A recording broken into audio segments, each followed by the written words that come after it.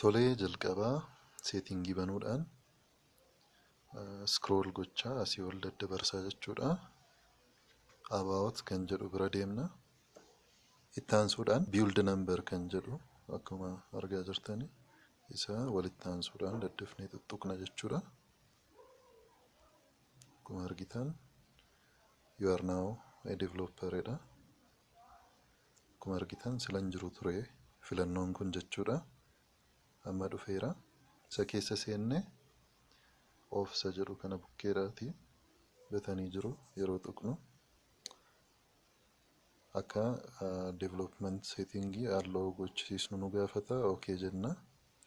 Itti aansuudhaan gadi dabarsinee USB debugging isa jedhu kana banna. Kan biraa stay awake kan jedhu kana banna.